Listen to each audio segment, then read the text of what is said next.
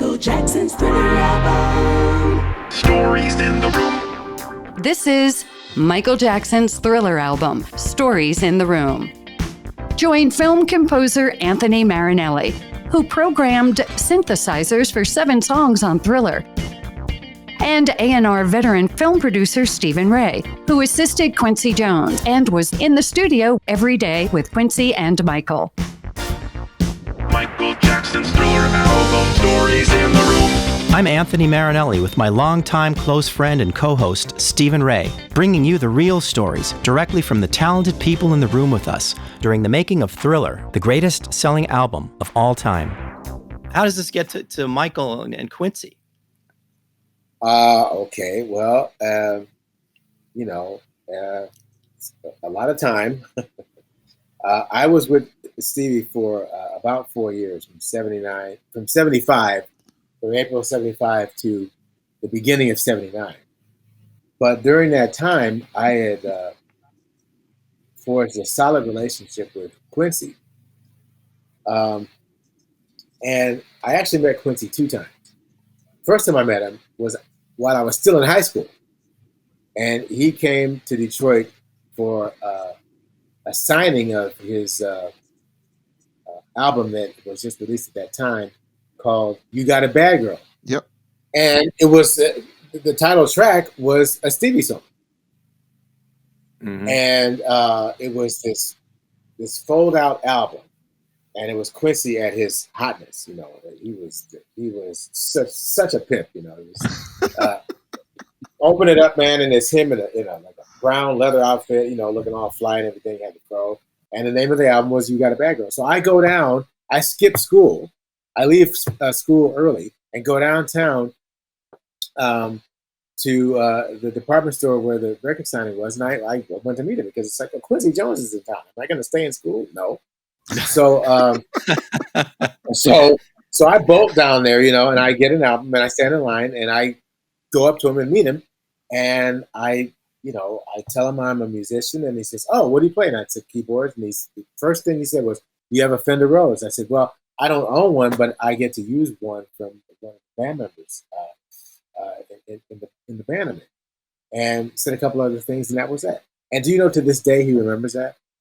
Yeah, that's the crazy. Yeah, I'm not surprised. He remembers that. Not surprised. Yeah, I know you would know, see, because you know how his memory is. So that was the first time, and now you have to fast forward to the second time. I'm in Stevie's band, but I hadn't started working with Quincy yet. But I had a friend of mine who's another keyboard player who I had as a roommate when I got my first apartment. So he was my roommate, and he started working with Quincy first. And he told Quincy about me, but he told him about the nickname that I had in Detroit at the time. That nickname was the bane of my existence while I was in Detroit. So when I moved to LA, I felt so liberated because it's like, oh, nobody knows that name. It's incredible. It's fantastic. I have a whole new life, and it's great. I'm Greg, and I'm in LA, and I'm with Stevie Wonder. And this is incredible. It doesn't get any better than this. So then, fast forward, I finally meet Quincy for the second time, and he extends his hand and he says, "Hey, Mouse, how you doing?" I went, "Oh, no."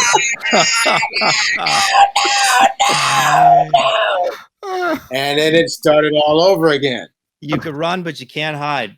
Right can't there. Hide. So that means that every time Quincy introduced me to one of his friends, you know, like Arthur Ashe, Colin Powell, you know. Yikes.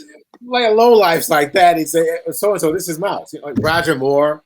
You know, I met Roger Moore. You know? I met all kinds of people through Quincy, you know. And anyway, the first project that I worked with Quincy on was when he was co-producing an artist with Herb Alpert. And I went to A&M, and it was Quincy and Herb, and they were co-producing Billy Eckstine, and the song was called "You Are the Best Thing." It was a single.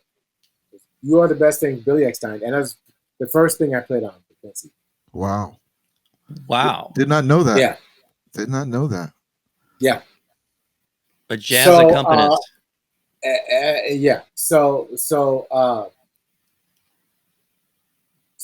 things just skyrocketed from there. I mean, I would work with Quincy, from time to time, and then it just seemed like after Off the Wall, I was on everything.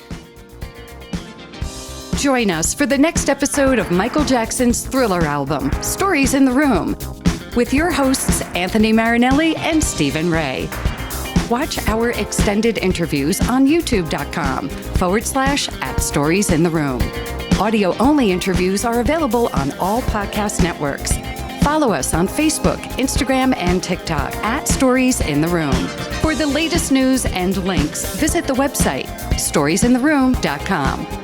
This podcast is produced by Christian D. Bruun and David Wolf, recorded by Audivita Studios. Additional recording by Ben Rackless. Edited by Jay Spang and Sean Hedinger. Music by Anthony Marinelli and Stephen Ray. Michael Jackson's Thriller album.